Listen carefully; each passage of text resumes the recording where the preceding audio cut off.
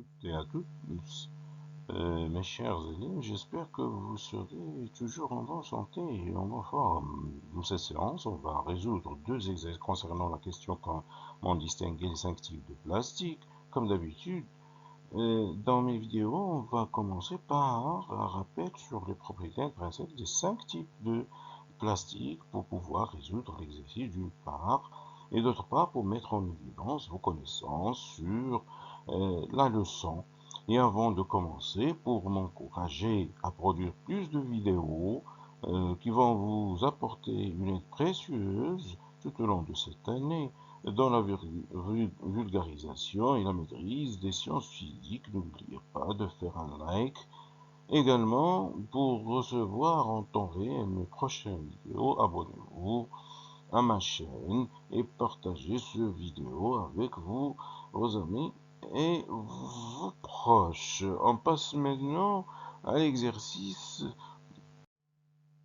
Euh, Et la première question est de compléter ce tableau. Pour ce faire, on observe que le tableau, je remarque que le tableau, pour le remplir, exige une grande maîtrise des connaissances de la leçon concernant le nom de chaque type de chaque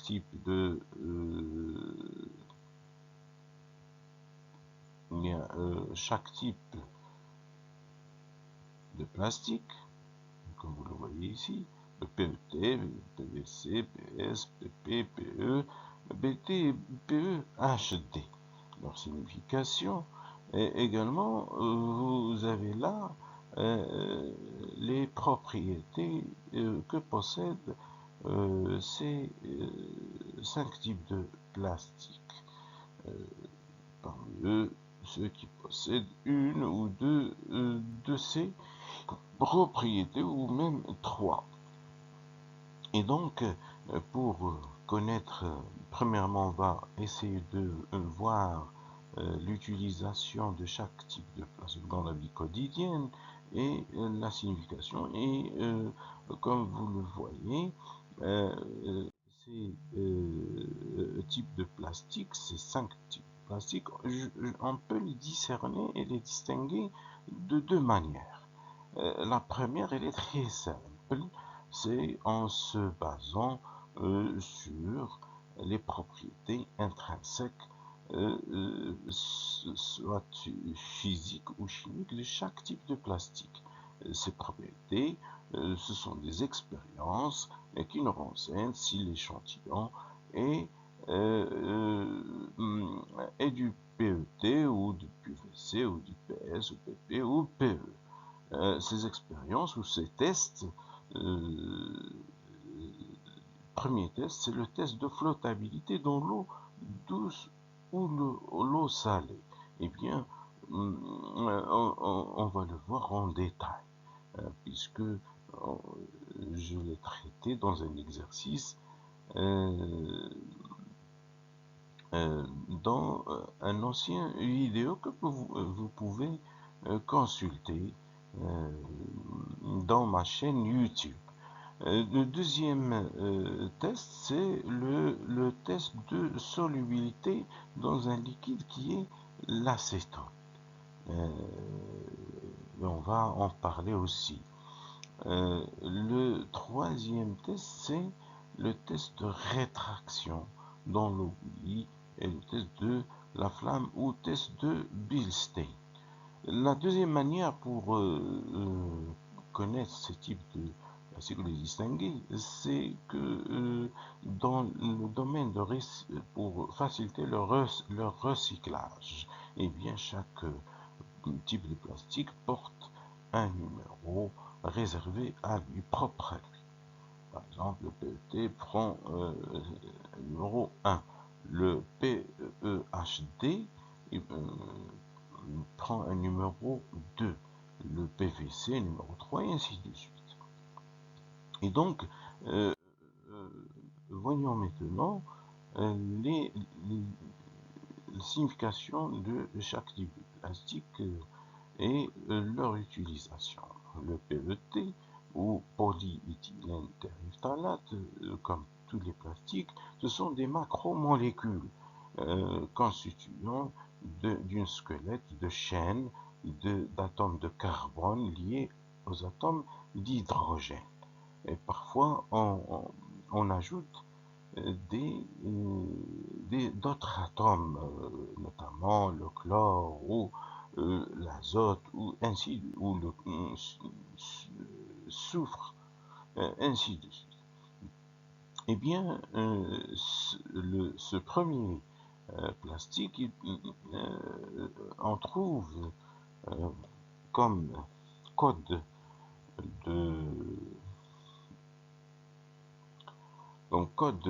d'identification ou triangle fléché à l'intérieur duquel on trouve un numéro 1, on trouve le numéro 1. Polyéthylène terephthalate. Il est utilisé habituellement pour les bouteilles d'eau minérale, de soda, de jus de fruits, les emballages, les blasters, les rembourrages potentiellement dangereux pour l'usage alimentaire, et donc c'est à déconseiller. Le deuxième plastique, c'est le PEHD ou polyéthylène haute densité.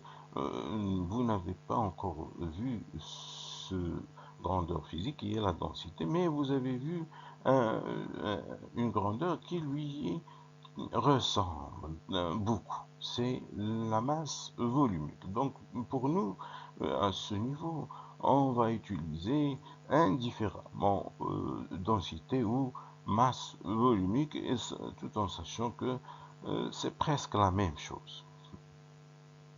Eh bien, ce polyéthylène haute densité est utilisé dans la fabrication de certaines bouteilles, de flacons et plus généralement dans un emballage semi-rigide. Il est considéré comme sans danger pour l'usage alimentaire. Le troisième plastique qui porte le numéro 3, c'est le PVC, polychlorure de vinyle. Le vinyle, c'est des chaînes d'atomes de carbone reliés aux atomes d'hydrogène et avec des atomes de chlore. Il est utilisé dans les canalisations, les tubes, meubles de jardin, revêtements de sol, profilés pour fenêtres, volets de bouteilles de détergent, toiles cirées. Il est potentiellement dangereux pour l'usage alimentaire et peut contenir des matières très toxiques comme la dioxine, le bisphénol A ou du mercure ou du cadmium. Et donc, le PVC, il est très dangereux comme plastique. Passons maintenant au quatrième plastique qui est le PEHD, polyéthylène basse densité, où il y a une masse volumique de 0,92, tandis que le polyéthylène haute densité qu'on a vu a une masse volumique de 0,95 grammes par centimètre cube. Eh bien, il est utilisé dans la fabrication de bâches, des sacs poubelles, des sachets, films, récipients souples. Il est considéré comme sans danger pour l'usage alimentaire. Le polypropylène, lui, porte le numéro 5. Il est utilisé dans l'industrie automobile, dans les équipements pare-chocs, jouets, et dans l'industrie alimentaire, emballage, et donc comme sans danger pour l'usage alimentaire. Le polystyrène porte le numéro 6, on le note PS. Il est utilisé dans la fabrication de plaques d'isolation thermique pour les bâtiments, les barquettes alimentaires, et les couverts et les gobelets jetables, les boîtiers de CD, emballages, mousse et film, les jouets, les ustensiles de cuisine, les stylos, etc. Il est potentiellement dangereux, notamment en cas de combustion, puisqu'il contient du styrène. Alors, vous pouvez trouver d'autres plastiques, notamment un plastique qui porte le numéro 7. Si vous le trouvez, c'est hauteur, ça veut dire que c'est un plastique qui a été recyclé. Il est à base de polycarbonate de bisphénol A, qui est une matière très toxique, toxique. Eh bien, alors, on a dit que pour distinguer ces 5 types de plastique, on fait recours aux propriétés intrinsèques que possède chaque type de plastique. Eh bien, si on commence par le premier test de flottabilité, eh bien, on utilise un protocole alors pour distinguer ces types de plastique, un protocole expérimental basé sur ces tests, c'est-à-dire des expériences qui nous permettent de déterminer le type de plastique, et donc pour chaque type de plastique, le résultat de ces expériences doit être assimilé et connu par vous, chers élèves.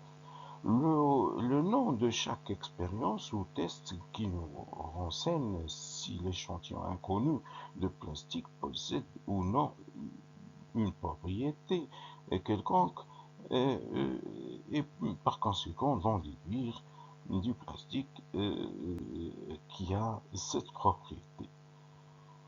Et par conséquent, les tests qu'on utilise, c'est le premier test, c'est le test de flottabilité. Le test de flottabilité, soit dans l'eau douce ou dans l'eau salée.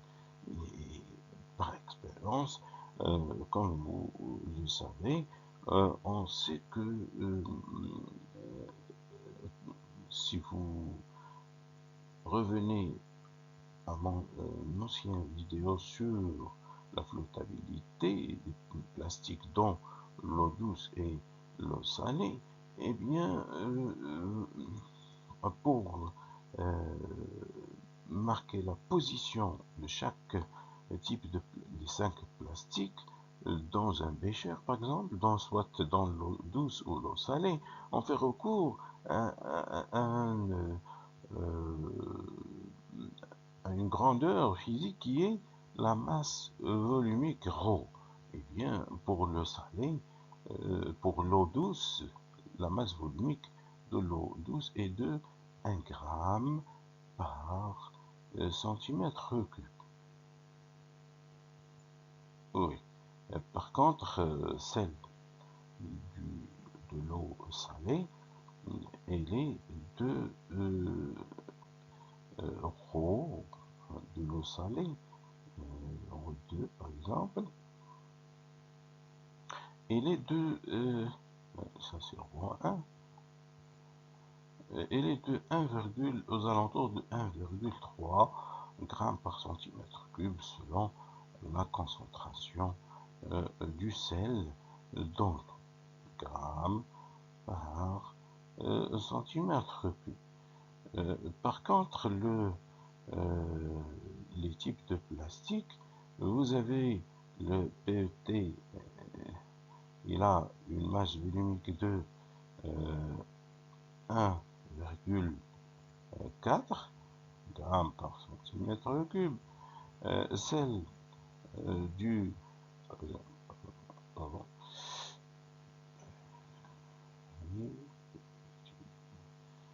pardon, voilà. Celle de utiliser d'autres celle de du PVC, elle est de 1,35 grammes par centimètre cube. Celle de, par exemple, le PS, elle est de 0,9 grammes par centimètre cube. Et celle de PP, hein, PP, elle est de 0, non, je m'excuse.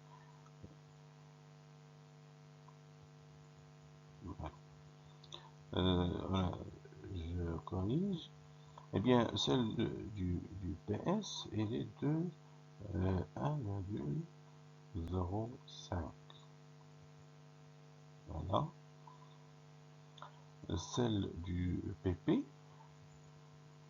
elle est de 0,9 grammes par centimètre cube. Et pour le PE, il y a le PE-HD et le PE-BD. Eh bien, pour le PE-BD, hein, c'est ça le PE-BD, PE basse densité, PE qui porte le numéro 2, PE-BD, basse densité, ou qui a une masse volumique la plus petite, elle est de 0,92 grammes par centimètre cube. Tandis que le polyéthylène haute densité, PE, c'est le PE, polyéthylène haute densité, eh bien, sa masse volumique est de 0,95. Et donc, par comparaison, entre la masse volumique des plastiques et des liquides, on jette ces plastiques, on peut déterminer et prévoir la position de ces plastiques. Ça, c'est dans le test de flottabilité. Ainsi, par exemple, vous remarquez que dans l'eau, par exemple l'eau douce, qui a une masse volumique de 1 gramme, en jetant un coup d'œil là, vous voyez que les PE plus le PP flotte dans l'eau douce, également il flotte dans l'eau salée. Par contre, vous voyez le contraire pour le PET et le PVC, polyéthylène terephthalate et le polychlorure de vinyle, ils ont une masse volumique qui est supérieure à la masse volumique des deux liquides et par conséquent coule vers les profondeurs d'un bécher ou ne flotte pas. Tandis que le PS lui, il a une masse volumique 1,05 qui est, il flotte dans l'eau salée, puisque sa masse volumique est inférieure à celle de l'eau salée, mais il coule, ne flotte pas dans l'eau douce, il coule vers les profondeurs. Et donc, le test de flottabilité, en utilisant la masse volumique, on peut indiquer la position de chaque type de plastique. Et puis, donc, il faut connaître par cœur ces propriétés. Je rappelle, le PP, le PE, avec ses deux dérivés, flottent dans l'eau douce et dans l'eau salée. Les deux autres, PET et PVC, le contraire, ils ne flottent pas ni dans l'eau douce ni dans l'eau salée. Le seul que vous avez là, il flotte dans l'eau salée, mais ne flotte pas dans l'eau douce, puisque sa masse volumique est supérieure à celle de l'eau douce et inférieure à celle de l'eau salée. La deuxième propriété qu'on utilise, eh bien, c'est le test de solubilité dans l'acétone. L'acétone, comme vous le savez, c'est un liquide qui est très dangereux et il a la propriété de dissoudre l'acétone, un liquide transparent, incolore, et il a la propriété, lorsqu'on met du PS dans l'acétone, et bien ce qu'on remarque est qu'il disparaît dans l'acétone, le PS. On le voit pas. Et donc c'est le seul des 5 plastiques qui est soluble dans l'acétone. Les autres non, ils sont insolubles. Ça veut dire il n'y a pas l'acétone ne peut pas les dissoudre. Le troisième test, c'est le test de rétraction à l'eau bouillie. L'eau bouillie, qu'est-ce que ça veut dire? Ça veut dire qu'une eau qui a atteint 100 degrés Celsius. Eh bien, ce test est réservé au PET, le polyéthylène terephthalate, pour le mettre en évidence de son existence.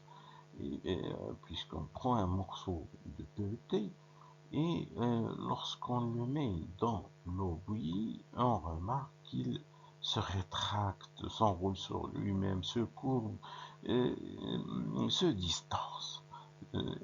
Eh bien, lorsqu'on remarque cet effet, on est sûr que cet échantillon, c'est du plastique polyéthylène terephthalate.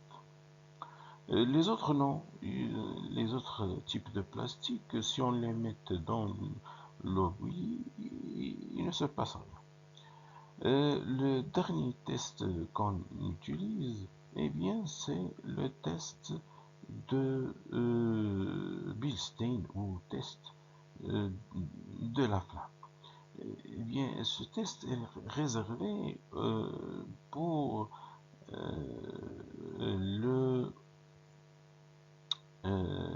je dis bien, est réservé pour le PVC. Pour le PVC.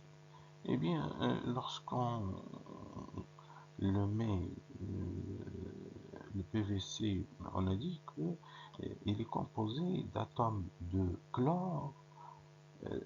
Essentiellement, c'est une macromolécule formée de son squelette d'atomes de carbone liés aux atomes d'hydrogène. Et on a ajouté à cette chaîne des atomes de chlore.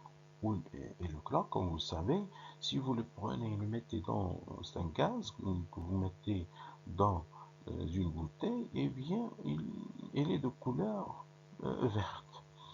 Et c'est cette couleur qu'on utilise, puisque si un échantillon, si on prend un échantillon de PVC et qu'on le mette dans une flamme, et qu'on remarque que cette flamme prend la couleur verte, on en déduit que cet échantillon de plastique, c'est du PVC. Et donc, vous voyez que chaque type de plastique, tous ces plastiques possèdent une propriété qui lui est propre, physique ou chimique. Et on a dit, pour remplir ce tableau, le PET ou le PVC ne flotte ni dans le... En se basant sur ce rappel, vous pouvez maintenant très facilement remplir ce tableau. Donc vous voyez qu'il faut apprendre par cœur ces résultats, ces tests et leur nom. Donc pour nous, le PET ne flotte pas. Hein, ne flotte pas. Flotte.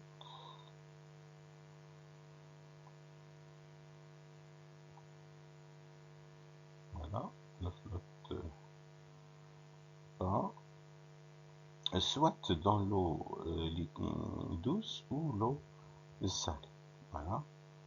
Mettre également pour l'eau salée, pour le PVC et pour dans l'eau salée, puisque la masse volumique de ces deux types de plastique est supérieure à celle des deux Le PS et le PP, on a dit que le contraire, c'est le PP et le PE. Les deux, ils flottent. Ils flottent dans l'eau douce et l'eau salée. Flottent. Donc, ils flottent. Voilà. Ils flottent. Ici, ils flottent.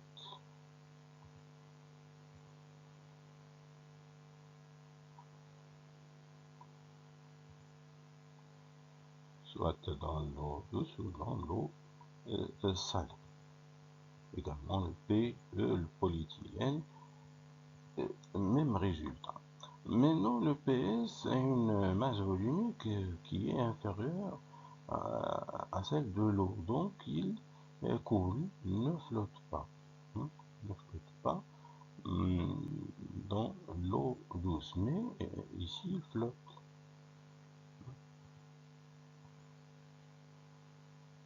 dans l'eau salée puisque sa masse volumique est inférieure à celle de l'eau salée. La deuxième propriété, on a dit que le polystyrène est le seul qui est soluble. Les autres, non, ils sont insolubles.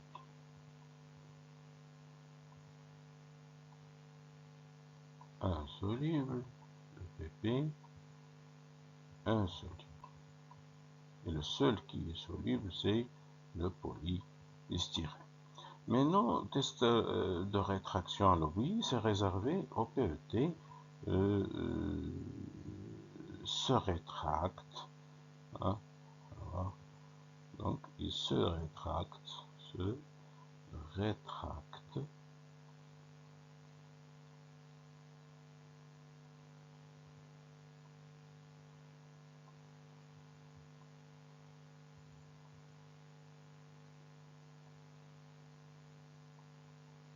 Voilà. Il se coupe, se tord, s'enroule sur lui-même, se distance, se rétracte à l'eau.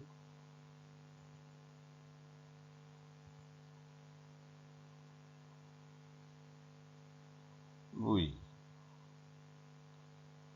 voilà, j'y arrive. Comme. Et donc, vous voyez que c'est pas très difficile de résoudre ce genre d'exercice. Seulement, il faut connaître ses propriétés de façon là, non. Hein, tous ces plastiques ne se rétractent pas. Non. Dans l'eau, oui. Se distorse pas.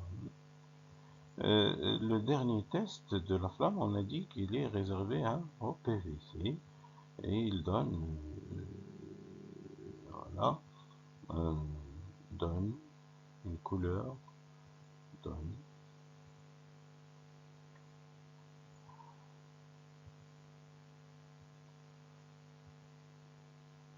une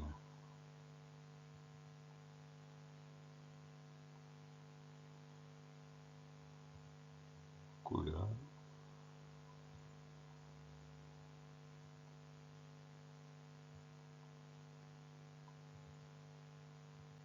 verte à la fin.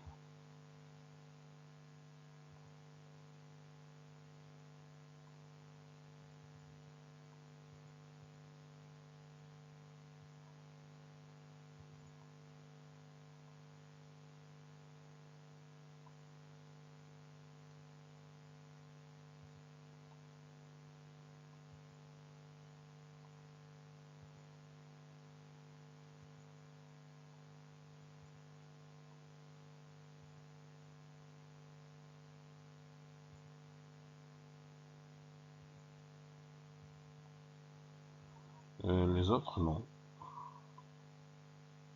Les autres plastiques, non.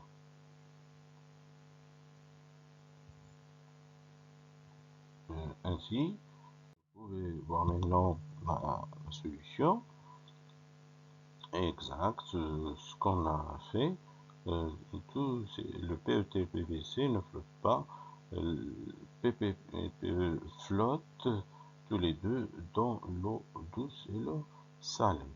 Le seul qui est soluble dans l'acétone, c'est le PS, les autres sont insolubles. Et le seul qui se rétracte à l'oubli, c'est le PET. Le seul qui donne une couleur verte à la flamme, c'est le PVC. Donc vous voyez que c'est très simple. Maintenant, deuxième exemple, complète l'organigramme suivant. Eh bien, on a une matière plastique et on a deux chemins. Premier chemin, oui, cette matière plastique, il flotte. Flotte-t-il dans l'eau douce? Oui. Et on a vu qu'il y a deux plastiques qui flottent. C'est, comme vous le voyez, dans l'eau douce, c'est le PP et le PE. Exact.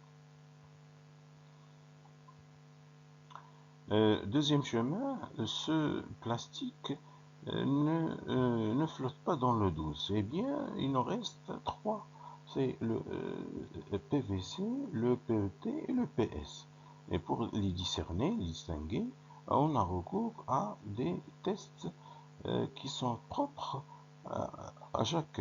Par exemple, lorsqu'on utilise le test de flottabilité dans l'eau salée, c'est pour voir si on sait que le PS flotte dans l'eau salée. Et eh bien, là, c'est oui, il flotte. On nous renseigne ce chemin qu'il flotte. Eh bien, c'est du PS. Pour le confirmer, on